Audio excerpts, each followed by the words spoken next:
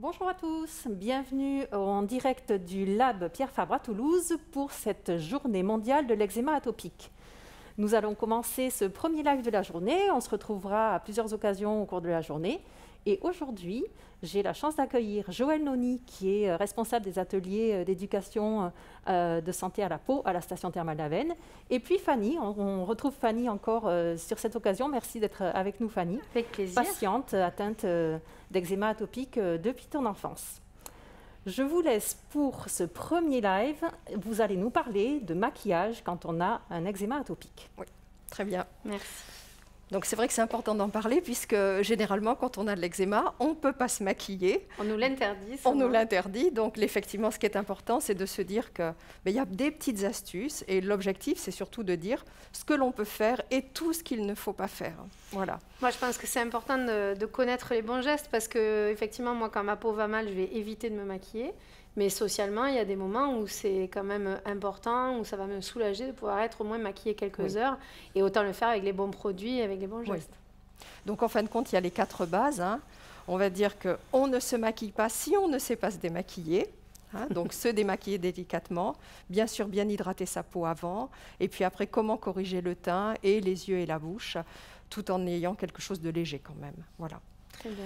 Donc, allez, on va commencer par le démaquillage. Donc, l'idéal, c'est de se démaquiller avec les doigts. Bon, je pense que c'est ce que tu fais quand même. On se connaît depuis longtemps maintenant. Voilà. C'est beaucoup plus doux. Voilà, exactement. Donc, l'idée, c'est qu'on prend la valeur d'une noix sur le bout des doigts et on va masser avec le bout des doigts. Un circulaire. Voilà. L'idée, même le mascara, on peut fermer les yeux, ça va éliminer le mascara et ensuite on essuie délicatement et on termine en mettant de l'eau thermale. Ouais. Ce qu'il faut éviter, c'est vraiment de prendre ces disques à démaquiller avec de la lotion micellaire et frotter. Parce que du coup on devient très très rouge. Donc ça c'est vraiment la base. Et puis après mettre de la crème hydratante. Donc toi, qu'est-ce que tu préfères quand tu es en poussée? Une crème classique ou plutôt un baume? Alors, ça dépend des moments. Si je suis très déshydratée, je vais bien aimer le baume parce qu'effectivement, ça va permettre de discipliner un peu les squames de la peau, etc. Et quand c'est un peu moins déshydraté, je préférais une crème un peu plus légère. Une crème pour peau sensible. Voilà. Mais voilà, nous, c'est vrai que je partage tout à fait ton point de vue. L'avantage d'un baume, c'est que ça va rendre toutes les petites peaux mortes, toutes les squames translucides, donc elles vont disparaître. Si on prend une crème hydratante pour peau, bien sûr sensible, on est d'accord, on n'aura pas cet aspect un peu plus huileux. Donc l'idée, c'est que le maquillage tiendra un petit peu moins bien. Mais quand on fait du maquillage médical, l'objectif, ce n'est pas de faire ce qu'il y a de mieux, mais ce qui est compatible avec la pathologie. Et confortable aussi, parce que le maquillage va quand même dessécher la peau un peu, donc mieux vaut qu'elle soit bien hydratée avant. Oui, voilà. Ça, c'est vrai que c'est important ce que tu précises, parce que plus il y a de pigments dans le maquillage, plus ça va avoir un effet un peu asséchant, et plus les squames ressortent sur la peau. Voilà. Donc après, toi, qu'est-ce que tu aimes quand tu fais le teint ? Alors, moi, j'aime bien me protéger du soleil parce que ma peau est assez réactive au soleil. Je rougis beaucoup. Donc, c'est vrai que je vais utiliser souvent un fond de teint fluide avec un filtre solaire et plutôt minéral de préférence. Très bien. Donc, c'est vrai qu'il existe 2 types de produits que nous, on utilise énormément au terme. Un fond de teint fluide avec une protection solaire, effectivement, même elle est passée, c'est 20, voilà. Mais on va dire que si on veut vraiment se protéger du soleil, par exemple, tu veux aller faire une activité à l'extérieur. Moi, je fais beaucoup de vélo, par exemple. Voilà, du vélo. Donc, dans ce cas-là, tu peux aussi te maquiller avec un fluide minéral coefficient 50 plus. Même l'hiver, hein? Oui. Je sais qu'il y a moi, je connais pas mal de patientes qui n'utilisent que ça. Oui, tout à fait. Mais c'est mon cas. Voilà. Moi, j'aime beaucoup le rendu du fond de teint fluide, mais à condition qu'il contienne pas trop de pigments, qu'il soit bien sûr très très hypoallergénique, on ne peut pas utiliser n'importe quoi. Oui, bien sûr. Et la petite astuce, c'est de l'appliquer avec une éponge, puisque l'éponge, quand on va prendre son produit, on va tapoter et comme ça reste assez superficiel sur la peau. Et en plus, en tapotant, on va bien coller les squames les unes entre les autres et du coup, le résultat sera plus léger. Moi, ça m'arrive d'avoir des entailles aussi autour de l'œil, donc c'est vrai que maquiller avec l'éponge, ça permet de ne pas trop rentrer. Parce que dans ce cas-là, tu prends juste la pointe et comme ça, tu restes très, très, très légère. Et je ne sais pas, tu as dû le voir, plus tu veux mettre du produit, plus les entailles... Plus ça se voit, en fait. Exactement. Hein. Donc, c'est là toute la difficulté. On ne fait pas ce qu'il y a de plus beau, mais juste ce qui est compatible pour moins accrocher le regard, en fin de compte. Le but, c'est pas de camoufler, de plâtrer, c'est plutôt plus de neutraliser le visage. Voilà, tout à fait, tout à fait. Okay. Alors, dis-moi, qu'est-ce que tu veux? On va commencer en même temps. Qu'est-ce que tu préfères tester alors? Moi, je veux bien le petit fluide minéral. Donc, attends, je vais repasser un peu de gel dessus avant de te le transmettre. Je vais quitter le masque. Tu vas quitter le masque. On va garder quand même les distances de sécurité. Merci. Allez. Donc, ça, c'est un produit que tu utilises déjà beaucoup, hein. J'aime bien la texture. Je n'utilise jamais de poudre en fond de teint et tout ça parce que pour moi, c'est très desséchant. C'est un instinct, mais tu me le confirmes. Oui. Moi, c'est vrai que les poudres, je trouve que c'est plutôt à éviter. Voilà. Donc, dans ce cas-là, il faut effectivement l'appliquer comme ceci. On tapote. Et il faut garder en tête qu'il est toujours plus facile d'en ajouter que d'en enlever. Donc, il vaut mieux en prendre un petit peu, en remettre. Donc, du moment qu'on est sur un produit solaire, on a peut-être plus intérêt à le mettre avec les doigts parce que la pénétration, on l'appliquera plus facilement. Mais là, c'est vrai que pour aujourd'hui, après, tu auras les doigts très sales. Donc, c'est plus intéressant pour toi de le faire avec l'éponge. Et tu vois que c'est pas mal en camouflage, hein, quand tu tapotes. C'est déjà un peu couvrant. Alors après, je sais que quand le produit est adapté au niveau dermatologique, il y a aussi les couleurs qui compensent quand on est rouge. Avoir un peu de vert dans le fond de teint, une nuance verte, ça va permettre de camoufler. C'est vrai que comme tu le dis, il vaut mieux prendre des fonds de teint qui ne contiennent pas de rose pour faire ressortir les rougeurs du visage. Plutôt prendre des teintes un petit peu dorées, hein. Souvent ça atténue. Accessoirement, ça donne bonne mine. Aujourd'hui, ma peau va très bien, hein, mais ce fond de teint, je le mets aussi quand la peau va moins bien. Là, j'ai un peu d'irritation au coin de l'œil, mais j'ai pas de... Mais là, je pense qu'on peut dire que tu vas essayer juste de cacher un peu le teint, comme tu le fais très bien avec donc, le fluide solaire teinté. Et on ferait exactement la même chose si on prenait un fond de teint fluide. Voilà. Oui, puis ça unifie, mais exactement. Ça camoufle pas. Voilà. Et donc, tu parlais tout à l'heure de la poudre, et c'est vrai que la poudre, ça a un effet absorbant. Donc, du coup, sur l'instant, ça peut être joli, mais 30 minutes après, ça va dessécher le maquillage. Du coup, les squames qui ressortent. Les squames ressortent, les démangeaisons reviennent. Donc, il vaut mieux avoir quelque chose de plutôt fluide plutôt que de mettre des poudres. Hein, ça, c'est certain. Et ces produits-là, ces fonds de teint fluides, ils contiennent un émollient, donc... Oui, il y a un émollient, mais c'est pas, comment dire, ça reste léger quand même. C'est pour ça que vraiment je conseille, comme tu le fais, de mettre d'abord du baume. Hein, c'est vrai que le baume, c'est toujours très intéressant parce que ça va permettre de bien assouplir la peau. Est-ce que ça va comme ça? C'est bien, c'est super comme ça. Hein. Ok. Alors ensuite... On cache le double menton aussi. Donc après, au niveau des yeux, il y a...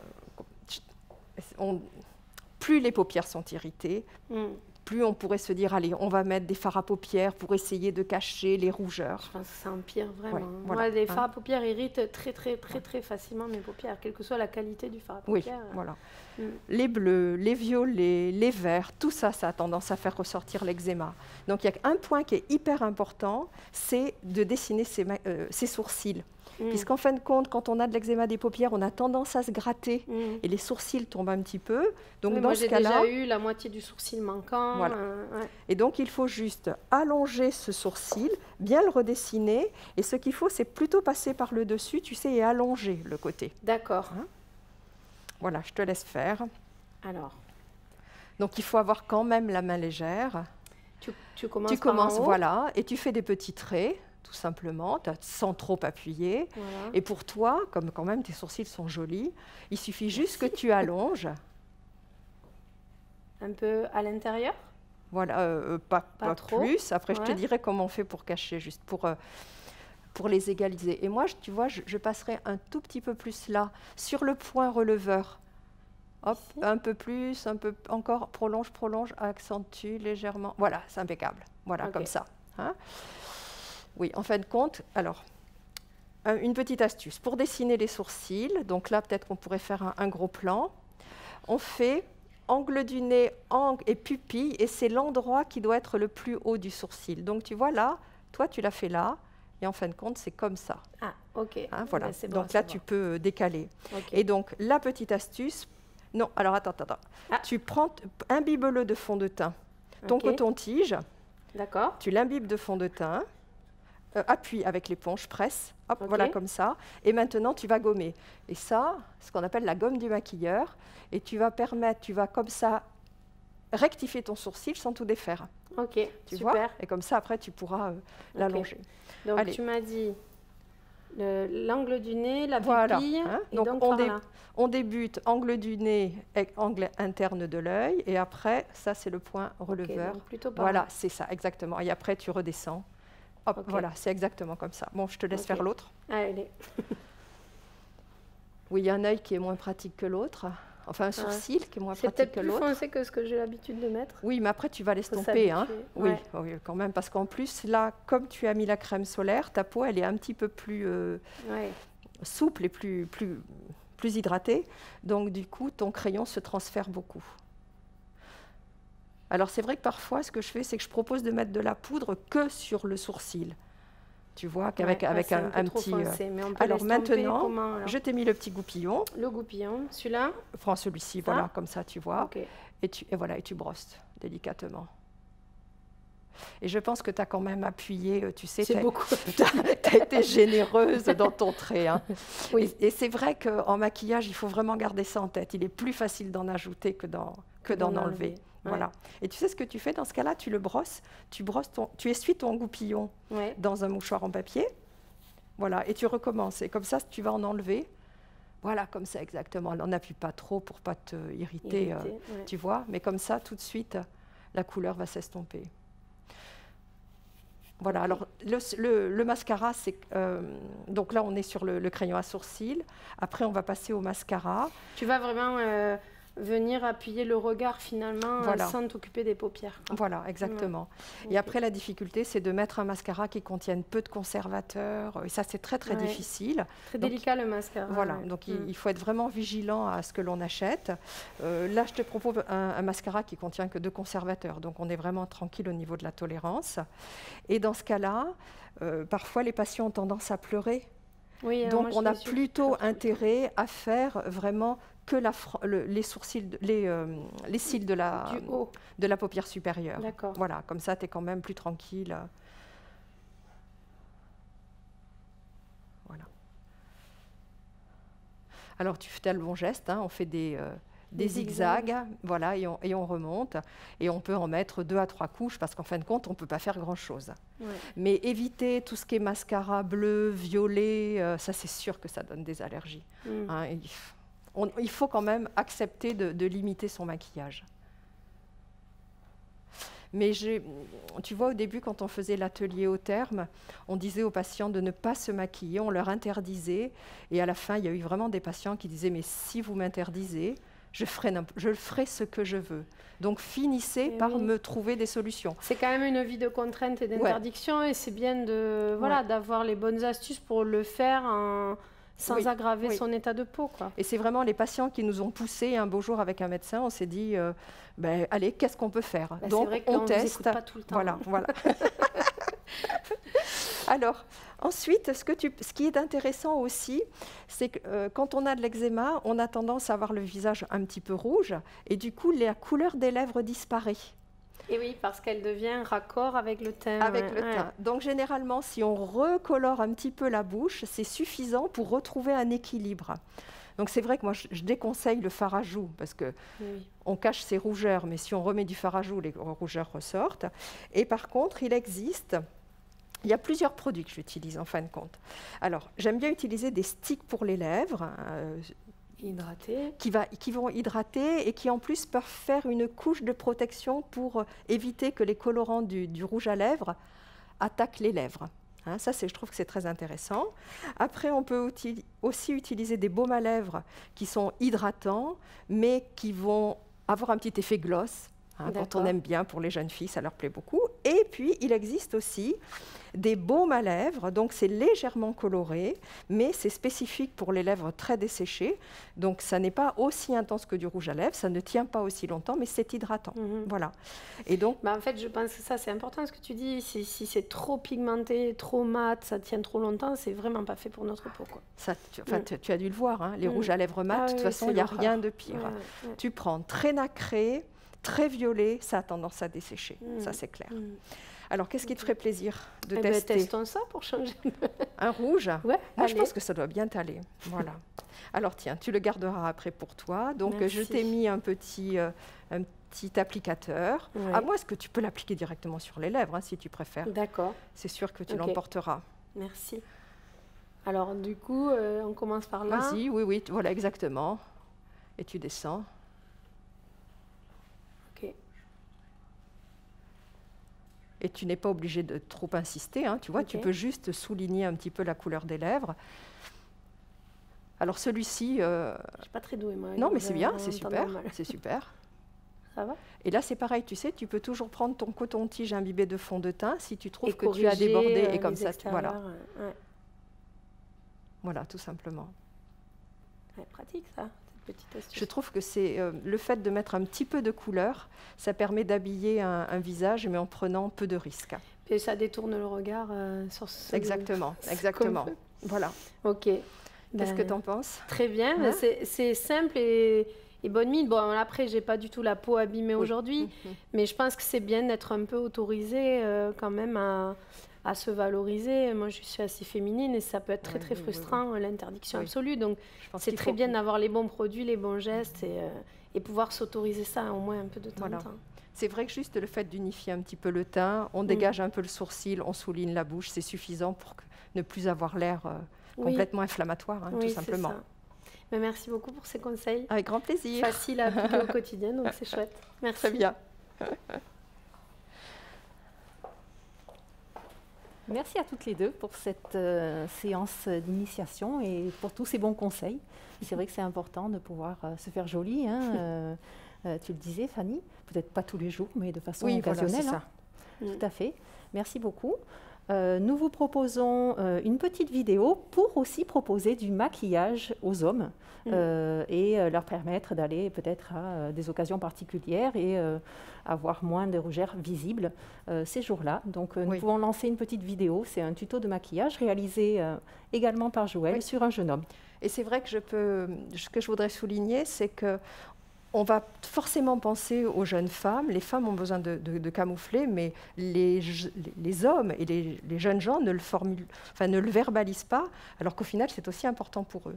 Et c'est vraiment dommage qu'ils ne puissent pas profiter de ces astuces aussi. Alors, pas forcément maquiller pour le côté esthétique comme nous, mais plus sur le côté au moins camoufler un petit peu juste la rougeur. Et c'est vrai qu'au terme, il y a quelques années, on avait peu d'hommes et de jeunes gens qui venaient, alors que maintenant, je vois bien, tous les ados viennent facilement. Ils prennent rendez-vous. Voilà, c'est vraiment surprenant. Depuis 5 ans à peu près, et ils s'autorisent ça, et je pense que c'est bien. Les garçons y ont droit également. Très bien. Allez, nous allons regarder ce tuto.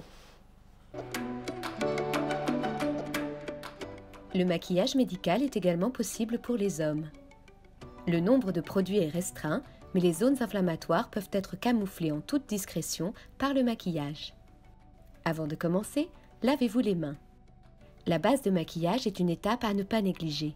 Elle assouplit la peau, atténue les squames et la sécheresse cutanée.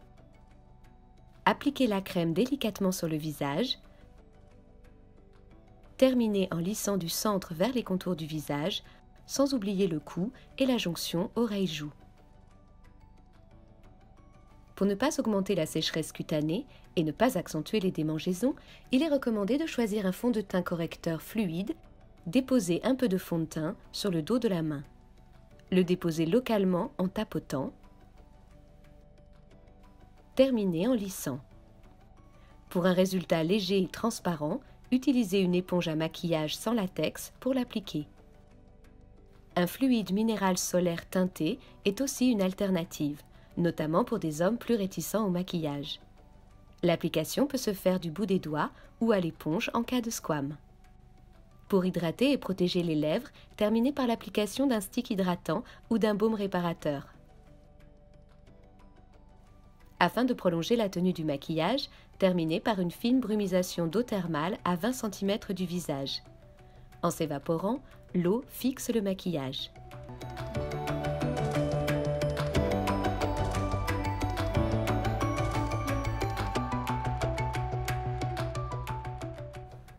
Avant de clore ce dernier live, Fanny, comment vous vous sentez après cette séance de maquillage? Contente. Je repars avec des astuces en poche et puis c'est très différent de ce que je peux faire moi d'habitude et en même temps c'est joli. Ça valorise simplement. Et voilà. C'est facile, vous avez... c'est très facile à faire avec les bons produits, c'est adapté. Enfin, on sent bien la différence. Avec les bons gestes expliqués, c'est très facile à faire et on ne se sent pas la peau fardée non plus, c'est ça qui est agréable. Oui. L'objectif, la peau reste hydratée, c'est léger et ça permet de valoriser simplement. Voilà. Et ça n'augmentera pas l'eczéma. C'est ça. Voilà. Merci. Merci à tous les deux. Nous allons passer à un deuxième live. N'oubliez pas de vous mettre sur le bon lien pour suivre le second live. Maintenant que nous sommes attaqués au visage, nous allons entamer une partie sur comment utiliser les produits hydratants pour le corps. Merci à toutes les deux. Merci. Très bien.